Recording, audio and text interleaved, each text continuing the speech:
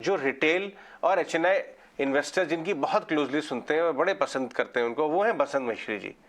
और बसंत जी से तो हम खुल के बात कर सकते हैं, कोई ऐसी रोक टोक नहीं है जो एक इंस्टीट्यूशनल मार्केट पार्टिसिपेंट को हो सकती है कि जी मैं इस पर बात नहीं कर सकता। आप समझ रहे हैं बसंत जी मेरा सवाल?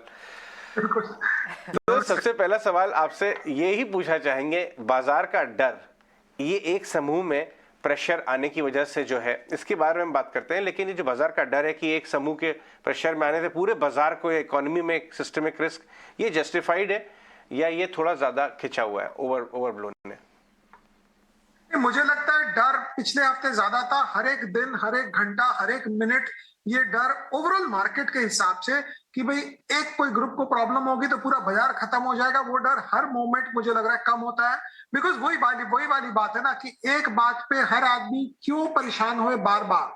तो मुझे लगता है उस एंगल से अगर हम देखेंगे तो आप देखेंगे कि आज सुबह भी कुछ स्टॉक्स एकदम 10-10%, 15-15% नोज डाइव कर रहे थे और बाकी मार्केट 100-150 पॉइंट में सलट गया।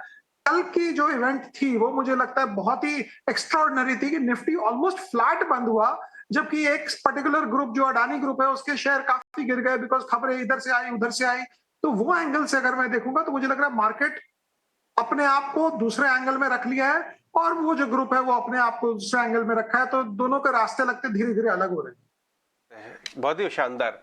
इसकी वजह से बैंकिंग सेक्टर की काफी पिटाई हुई। अभी नीलकंठ जी भी ये बात दबी जुबान में एक्सप्लेन कर रहे थे कि अब हमारी बैलेंस शीट बैंक्स की इस तरह से स्ट्रक्चर्ड नहीं है कि कुछ सेलेक्ट समूह की तरफ जरूरत से ज्यादा रिस्क, वो सब प्रॉपर प्रूडेंशियल नॉर्म्स के अंतर्गत है, इसलिए ये समझना कि जरूरत से ज्यादा रिस्क है शायद उचित नहीं है। हमने एसबीआई से कल शाम को बात की, आज सुबह हमने क्लैरिफिकेशन चलाया, फाइनेंस सेक्की ने भी यही बात आके मिरर की। लेकिन नियर टर्म में बाजार शायद इसको नजरअंदाज कर रहा है और समझ के बैठा है कि साहब इंडियन पीएसयू बैंक्स बहुत रिस्की हैं। आपका व्यू क्या है इस मैटर को लेके, स्पेशली इन लाइट में कि लास्ट कुछ क्वार्टर्स में नंबर्स इस समूह के बहुत तेजी से इंप्रूव होते हुए आए हैं? अगर मैं स्टेट बैंक की बात करूं एक उदाहरण के तौर पर, तो इतने बड़े बैलेंस शीट में थोड़ा बहुत इधर उधर हो गया तो चलता है, ऐसी कोई बात नहीं है। अब वो जमाना नहीं है कि ग्लोबल ट्रस्ट बैंक एक छोटी सी बैंक है जिसने 10% ऑफ एडवांसेस एक किसी को दे दिया कि उसके जाने से ये बैंक में घंटी बज जाएगी। तो इतने बड़े अपने को देखना है बैंक का एब्सोल्यूट एक्सपोजर नहीं, अपने को देखना है परसेंटेज ऑफ एडवांसेस कितना है। अगर परसेंटेज ऑफ एडवांसेस के हिसाब से अगर मैं निकालूं और आधा परसेंट, 0.25%, 0.1 है, तो ये भी नहीं है। मार्केट देखिए, मार्केट को जब खबर मिलती है ना तो मार्केट सोचता है ये पैसे गए, बाकी सब पैसे गए, बैंक बंद हो जाएगी, सुबह 10 बजे खुलेगी कि नहीं मुझे पता नहीं। बट वैसा होता नहीं है बिकॉज एसेट बैक्ड है। कुछ भी अगर है, कोई लेंडिंग है तो एसेट बैक्ड है। तो आप देखिए स्टेट बैंक, वेट बैंक जितने शेयर है पीएसयू वाले जो हम लोग सोचते हैं कि लिंक्ड है, इन्होंने फंडिंग किया है, वो भी 1-1.5-2% से ही गिरे हैं। बट पहले वाले दिन तो 5-5, 6-6% गिरे थे। लाइफ मूव्स ऑन वाली बात है। मुझे लगता है कि सब एडजस्ट हो जाता है और मूव ऑन होता है और फिर 6 महीने बाद हम ये डिस्कस नहीं करते ना कि 6 महीने पहले ही देखो ये इवेंट हुआ था, उसके बाद हम उस समय की बातें करेंगे। जी, तो यानी ये मैटर अलग हो गया। फाइनेंशियल्स में आपको क्या पसंद आता है? अगर हम बात करें, कोई आपको अच्छी लगती है बैंक्स, प्राइवेट सेक्टर, एनबीएफसीज? आपने एक समय में एनबीएफसी में बहुत अच्छा राइड किया था। नहीं, एनबीएफसी तो देखिए इंडिया में अगर एनबीएफसी किसी को लेना है तो एक ही एनबीएफसी है, वो हमारे स्मॉल केस में है बजाज फाइनेंस। और नेक्स्ट बजाज फाइनेंस ढूंढने के चक्कर में जाने से मुश्किल ही होती है। अगर वो 20-25% कर रही है तो 25-30 के लिए कोई और मत जाए, बिकॉज वो 20-25 वो जो अंग्रेजी में कहते हैं ना bird in hand and two in the bush वाली कहानी है। तो जो मिल रहा है उससे संतुष्ट रहे, ये हो सकता है बिकॉज इनके वैल्यूएशन इतने ऊंचे हो गए हैं कि 6 महीना, 8 महीना, 4 महीना ये साइडवेज चले, जहां अर्निंग्स आएगी और करंट वैल्यूएशन को जस्टिफाई करेगी। तो ठीक है ना, कौन सा आप स्टॉक, कोई स्टॉक लेते हैं और अगले दिन से ही वो चलने लग जाती है। अगर प्राइवेट बैंक्स में बात करेंगे तो मुझे लगता है ये जितने मोटे बैंक्स है, बड़े बैंक्स है, हर आदमी उसमें घुस चुका है, तो उसमें सिर्फ अर्निंग्स जितने रिटर्न बनेगी, कोई एक्स्ट्रा ऑर्डिनरी कुछ चमत्कार नहीं होने वाला है। ऑलराइट बसंत, थोड़ा सा आपसे बजट पर भी एक रिएक्शन ले लेते हैं कि आपको बजट ओवरऑल आप इसे कितनी रेटिंग देंगे हर लिहाज से, चाहे वो कैपेक्स के फ्रंट पे हो, नेट बोरिंग के फ्रंट पे हो, फिस्कल डेफिसिट के फ्रंट पे हो, अनाउंसमेंट्स के फ्रंट पे हो, अच्छा रहा, ब्रोकिंग हाउसेस की बड़ी बड़ी रिपोर्ट्स है, आप इसे क्या रेटिंग देंगे? और आपको बड़ी अनाउंसमेंट्स, जो दमदार अनाउंसमेंट्स लगी हो? देखिए बाकी सब तो ठीक था, रेटिंग तो मैं क्या दूंगा, बट मुझे जो खराब क्या लगा कि इंश्योरेंस, इंडिया एक ऐसा देश है जहां मिडिल क्लास पिस रहा है इन्फ्लेशन के अंदर, सोशल सिक्योरिटी नहीं है, बच्चों को माँ बाप का ध्यान रखना पड़ता है, माँ बाप को बच्चों का ध्यान रखना पड़ता है, तो वहां सोशल सिक्योरिटी गवर्नमेंट को इंकरेज करना चाहिए। अगर उन्होंने इंश्योरेंस में कैप हटाया है तो शायद टर्म इंश्योरेंस को कंप्लीटली टैक्स से डिडक्टेबल बनाते तो अच्छा रहता, बिकॉज इंश्योरेंस 90% लोग समझते ही नहीं है कि इंश्योरेंस क्या है। नहीं तो आदमी 5-5 लाख का इंश्योरेंस नहीं कराता, सीधा टर्म इंश्योरेंस कराता 50 लाख का। तो टर्म इंश्योरेंस को प्रमोट करना चाहिए, लेकिन टर्म इंश्योरेंस में जो हमारी इंश्योरेंस की कंपनियां हैं उनको फायदा नहीं होता है। मैं घूम फिर कर एक ही बात कह रहा हूं, और कंज्यूमर के हाथ में अभी पैसा आना बहुत जरूरी है। आप पिछले क्वार्टर का रिजल्ट देख लीजिए, एशियन पेंट देखें, कोई भी कंपनी देखें, सब में ग्रोथ बहुत कम आई है। मतलब वॉल्यूम ग्रोथ तो मुश्किल हो गया किसी को भी निकालना। तो इस सिचुएशन में कंज्यूमर के हाथ में पैसा भी आ जाता। तो जो टैक्स लिमिट बढ़ाया है वो अच्छा है नए रेजीम में, लेकिन अब वो आपने इंश्योरेंस का क्लेम वो डिडक्शन हटा दिया और वो कर दिया, तो फिर मुझे लगा ले दे के बराबर रहा। बट बजट मुझे लगा ना खराब है ना अच्छा है, मोटा मोटी लाइफ मूव्स ऑन। बिकॉज हम तो सोचे थे एलटीसीजी लग जाएगा, एसटीसीजी लग जाएगा। अब आप बोलेंगे आपको एलटीसीजी एसटीसीजी के अलावा कुछ नहीं दिखता है, तो नहीं दिखता है, क्योंकि हम तो शेयर बाजार वाले हैं ना, हर आदमी अपना देखता है, तो हम अपना देखते हैं। तो उस लिहाज से तो फिर 5 स्टार रेटिंग हुई ना बसंत? बिल्कुल, रेटिंग अच्छी थी, बस वो इंश्योरेंस और कंज्यूमर के हाथ में पैसा आता है। देखो क्या होता है ना, मैं कर रहा हूं, मैं ग्रीन में हाइड्रोजन में पुल लगा रहा हूं, मैं रोड बना रहा हूं, इसकी एडवांटेज मिलते मिलते 2-3-4 साल हो जाते हैं। कंज्यूमर के हाथ वाला पैसा इमीडिएट पुल डिमांड आता है। आप जाते हैं मॉल में, क्रेडिट कार्ड स्वाइप करते हैं, 2-5 हजार का सामान लेकर आते हैं और इमीडिएट चक्का चलने लग जाता है। और आप पुल बनाएंगे, जब बनाएंगे लोअर क्लास लेबर क्लास को काम मिलता है, वो बनता है पुल, एफिशिएंसीज इंप्रूव होती है, तो वो लंबा गेम होता है। तो गवर्नमेंट को बैलेंस करके दोनों करे तो ज्यादा अच्छा है। सिर्फ कैपिटल एक्सपेंडिचर पे इकोनॉमी चलाना लॉन्ग टर्म के लिए अच्छा है, बट शॉर्ट टर्म के लिए भी कुछ देखना पड़ेगा। राइट बसंत, ये बताइए कि देखिए, ये मैं एक छोटे इन्वेस्टर्स, रिटेल इन्वेस्टर्स देश भर में जो आपको पसंद करते हैं, आपके व्यूज को वैल्यू करते हैं, उनके बिहाफ पे पूछ रहा हूं, इसलिए वापस आऊंगा इस बात पे। अदानी ग्रुप स्टॉक्स में 2 कैटेगरीज हैं, एक एफएनओ वाले, एक कैश वाले। दोनों की चालें अलग अलग है, दोनों में एसेट्स क्वालिटी अलग अलग है, कैश फ्लो अलग अलग है, बिजनेस मॉडल्स ही अलग है। और ये रुचि बहुत लोगों की, भाई एक तो ये कि जो लेके बैठे हैं कि भाई भाव नीचे आ गए, क्या मैं एवरेज करूं। दूसरों को ये लगता है इतना नीचे घट गया है, क्या मैं लॉन्ग टर्म इन्वेस्टमेंट के लिए लूं। कोई भी बिजनेस मॉडल, चाहे वो अंबुजा हो, पोर्ट का धंधा हो या कोई और, आपको लगता है कि भाई इसमें देखना चाहिए, अगर काफी अच्छे वैल्यूएशन पे आ जाए तो जरूर देखना चाहिए। आप क्या कहेंगे उन रिटेल इन्वेस्टर्स को? देखिए, मुझे लगता है कि अगर इनका कोई बिजनेस बिकेगा ऑफ द टेबल, मतलब फोन कॉल पे या व्हाट्सएप मैसेज पे अगर कोई बिजनेस बिकेगा, तो वो सीमेंट का बिजनेस है। ये 2-3-4 जन को व्हाट्सएप करने पे बिक जाएगा। अब ये मैं नहीं सजेस्ट कर रहा हूँ कि बेचेंगे कि नहीं बेचेंगे, लेकिन वो प्रोसेस है ना, वो लगता बहुत इजी है, बट वो बहुत पेनफुल प्रोसेस होता है। स्टॉक ऊपर जाएंगे, नीचे आएंगे, किसी के शेयर प्लेस्ड है, प्रमोटर के हैं, नहीं है, ये बहुत कॉम्प्लिकेटेड काम है। और बाजार में क्योंकि कोई भी इवेंट के कारण बाकी सब चीजें सस्ती हो जाती है, तो सिर्फ अंबुजा सीमेंट को भी अगर मैं देखूं, जस्ट फॉर थ्योरी, उदाहरण के तौर पर, वो अभी भी $150 ईवी पर टन होगा। एग्जैक्ट मुझे नहीं पता आज के भाव से क्या है। तो $150 ऐसा कोई बहुत स्क्रीमिंग बाय नहीं है कि $150 में बस आप कहीं से भी अपने घर के गहने बेचें और वो स्टॉक खरीद लें और वो कंपनी खरीद लें। बिकॉज ऐसा नहीं है कि बिकेगा तो 150 का $200 पे बिकेगा। ऐसा समझे आ जाए कि अगर ये बिकेगा भी ना तो इसी रेंज में बिकेगा, लेकिन बिकेगा कब? अगले हफ्ते तो बिकेगा नहीं। अब बिकेगा तो उसके बाद क्या वैल्यूएशन बढ़ेगी इसकी? मुझे नहीं लगता बढ़ेगी। तो रीजनेबली वैल्यूड है, लेकिन ये शेयर बाजार में हम जब पैसा बनाते हैं, जब रीजनेबली वैल्यूड चीजें महंगी होती है, महंगा क्यों होगा? फर्स्ट क्वेश्चन इन्वेस्टर को ये पूछना चाहिए मेरे हिसाब से। अब महंगा होगा बट स्लो स्पीड से होगा, अपने फंडामेंटल्स के हिसाब से। इसके अलावा आपको कहां पे वैल्यू नजर आ रही है इस बाजार में बसंत? मिड कैप, स्मॉल कैप, जिस एरिया के आप महारथी हैं, वहां तो बड़े वैल्यूएशन घट गए। आपने स्मॉल केस में कुछ आइडेंटिफाई किया इंटरेस्टिंग ऐड करने के लिए, या कर चुके हैं, या लास्ट एडिशन अगर आप शेयर कर सकते हैं?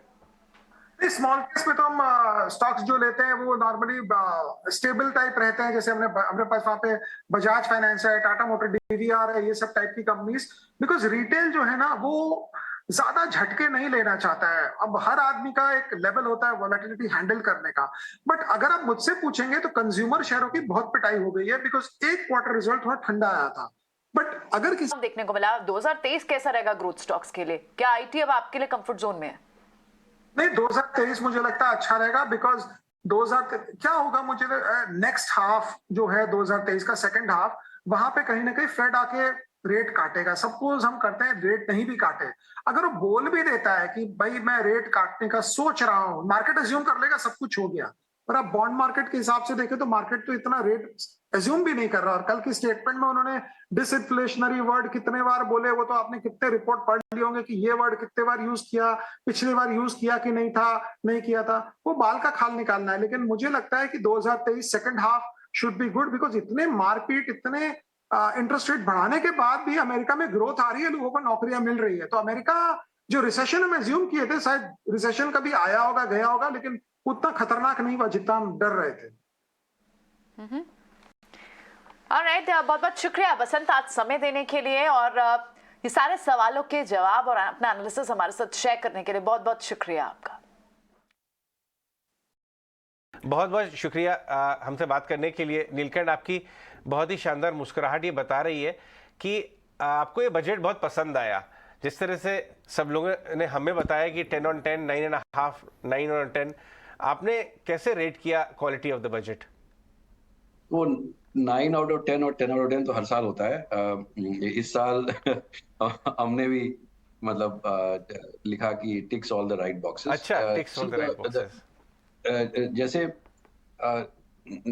देखें कि सरकार ने पहले तो ये मार्केट्स को सिग्नल दिया कि हम मैक्रो इकोनॉमिक स्टेबिलिटी यानी कि इकोनॉमी को एक डायरेक्शन में बहुत स्ट्रांगली नहीं पुश करेंगे, हम अपना फिस्कल डेफिसिट गिराते रहेंगे। और ये बहुत जरूरी है क्योंकि अभी ग्लोबल वॉलेटिलिटी चल रही है फाइनेंशियल मार्केट्स में, अभी भी अनसर्टेनिटी है। हमारा जो बैलेंस ऑफ पेमेंट डेफिसिट है, जितने डॉलर हमें चाहिए हर साल उतने डॉलर नहीं आ रहे हैं और इसलिए थोड़ा इकोनॉमी को स्टेबलाइज करना बहुत जरूरी है। और जैसे प्राइवेट सेक्टर डिमांड पिकअप करनी शुरू होती है तो सरकार, इकोनॉमिक थियरी यही बोलती है कि सरकार को अपने हाथ थोड़े खींचने शुरू करने चाहिए और ये सरकार ने किया।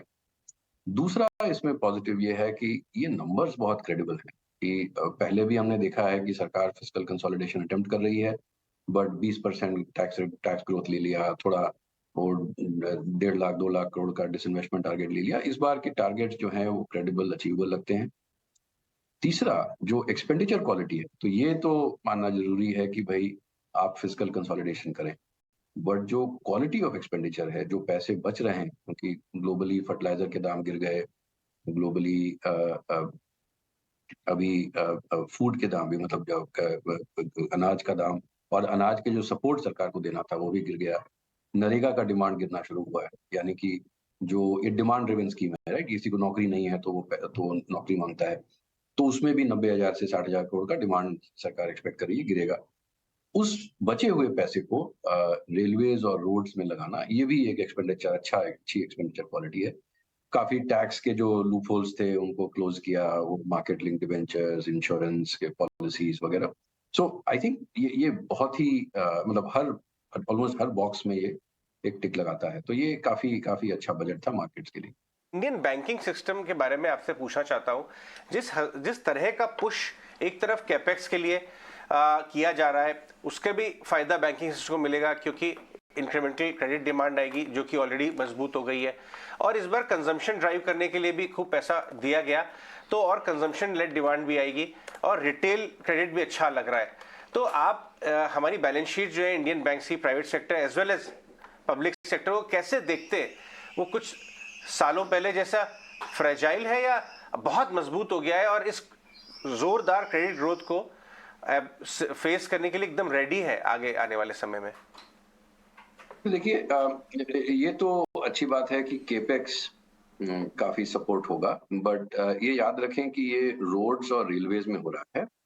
तो अब जैसे रेलवेज में इसके मल्टीप्लायर और सेकंड ऑर्डर इफेक्ट्स भी होंगे, बट रेलवेज में ज्यादातर खर्च जो है सरकार ही कर रही, तो इसके लिए बहुत ज्यादा क्रेडिट प्राइवेट सेक्टर का आना थोड़ा मुश्किल लगता है। वैसे ही रोड्स में भी जो NHAI की फंडिंग है वो उसका फिस्कल एलोकेशन काफी बढ़ा है, तो सरकार ज्यादा खर्च करेगी तो जरूरी नहीं है कि उससे क्रेडिट बढ़ेगा। कंजम्पशन पे आप देखें, सरकार का खुद का अनुमान है कि 35,000 करोड़ का रेवेन्यू फॉरगॉन होगा, यानी कि जो उन्होंने टैक्स स्लैब्स चेंज किए हैं। तो वो आप ये देखें कि 302 ट्रिलियन रुपीस की इकॉनमी होने वाली है FY24 में, यानी 302 लाख करोड़। एंड उसमें 35,000 करोड़ जो है वो 0.1% होता है। अगर आप 60% ले लें कंजम्पशन जीडीपी का शेयर, तो 180 लाख करोड़, 180 ट्रिलियन रुपीस का टोटल कंजम्पशन है। तो उसमें आप 0.2% से अगर सपोर्ट करेंगे भी, उसमें से हो सकता है बहुत लोग वो टैक्स की सेविंग जो है बचा ही लें और सेविंग्स में डाल लें, तो डायरेक्ट कंजम्पशन बूस्ट नहीं है। बट आपका जो जो जो मुख्य मुद्दा है, आपने जो मेन पॉइंट आपका था कि बैंक्स का आउटलुक अगले 1 साल 2 साल काफी पॉजिटिव है, उस पर हम टोटली एग्री करते हैं। तो बजट का डायरेक्ट इम्प्लीकेशन शायद ना हो, बट मेरे हिसाब से उस स्टेबिलिटी से बजट्स को भी, बैंक्स को भी फायदा। फॉलो अप क्वेश्चन, हमारे बैंकिंग सेक्टर की बैलेंस शीट की स्ट्रेंथ आपको कैसी लगती है? जैसे उन्होंने अपने लोन बुक को स्ट्रक्चर किया हुआ है, जैसे वो अंडर राइटिंग करते हैं क्वालिटी ऑफ कॉर्पोरेट या रिटेल लोन्स। हमारे साथ बसंत मिश्री भी जुड़ रहे हैं, बस 2 ही मिनट में मैं आता हूं बसंत जी आपके पास। आपको बैलेंस शीट में स्ट्रेंथ नजर आती है या थोड़ी वल्नरेबिलिटीज हैं, या हमने एक प्रोसेस ड्रिवन है कि किसी लार्ज ग्रुप, किसी large component sector, risk management कैसा किया हुआ है बैलेंस शीट्स में? मेरे हिसाब से रिस्क मैनेजमेंट में काफी इम्प्रूवमेंट हुआ है पिछले 10 साल का। 10 साल पहले की हालात देखें और उसके कंपैरिजन में आज के हालात देखें तो रिस्क मैनेजमेंट काफी अच्छा है। जो अभी मार्केट्स को डर लगा हुआ है, कुछ PSU बैंक्स में काफी हैवी सेलिंग हुई है, वो डर जो है उससे हम अग्री नहीं करते। हमारे हिसाब से बैंक्स की बैलेंस शीट्स काफी स्ट्रांग है और quality of credit, in fact corporate credit तो अभी पिकअप करना शुरू किया है, राइट? उसको खराब होने में अभी 2-3 साल और लगेंगे। और एक आध ग्रुप का जो बड़े एक्सपोजर की बात लोग कर रहे हैं, वो मेरे हिसाब से उसमें रिस्क जो है बहुत कम है। रिटेल क्रेडिट में काफी ग्रोथ आई है और उस पर थोड़ा और काम करने की जरूरत है हमें। बट एक अच्छी चीज होती है रिटेल क्रेडिट में कि उसमें जो भी प्रॉब्लम आती है वो बहुत जल्दी आ जाती है। तो इसलिए मुझे नहीं लगता कि बैंक्स की बैलेंस शीट में कोई बहुत बड़ी प्रॉब्लम। ये जो आखिरी वाला क्लैरिफिकेशन था, ये किसी एक ग्रुप की तरफ या किसी भी एक class of category of lenders की तरफ ज़्यादा झुकाव नहीं है और बैलेंस शीट अच्छी तरह प्रोसेस की गई है, ये बताने के लिए बहुत बहुत शुक्रिया। नीलकंठ, मुझे कैपिटल गुड्स पे भी आपसे सवाल पूछा था, बट मुझे पता है कि आपके पास समय बहुत कम है। अगर आप 1 मिनट में बता सके, आप कैपिटल गुड्स पे पॉजिटिव है जो कैपेक्स रिलेटेड अनाउंसमेंट आए, या आप न्यूट्रल है उस पर? नहीं, हम कैपिटल गुड्स के स्टॉक्स जो है, देखिए हमेशा हमें मार्केट और मतलब इकोनॉमिक और ग्रोथ को बैलेंस करना होता है कि स्टॉक्स क्या प्राइसिंग कर रहे हैं। इंडस्ट्रियल्स और कैपिटल गुड्स जो हैं वो सबसे एक्सपेंसिव सेक्टर है और एट एन एग्रीगेट लेवल मुझे लगता है कि उसमें बहुत स्ट्रेंथ नहीं आएगा। बट मुझे लगता है, और इसलिए हम लोग उस पर अंडरवेट हैं।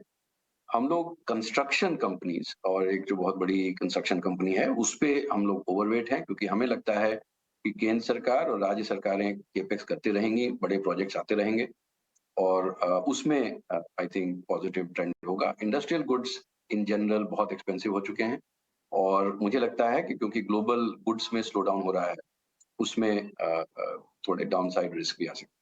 मच आज हमारे साथ समय निकालने के लिए नीलकंठ, रियली अप्रिशिएट आपने अपने बिजी शेड्यूल से ET Now स्वदेश के लिए भी बातचीत की। देखिए, भारत का बजट है तो भारत के स्वदेशी चैनल से तो बात करना बनता है।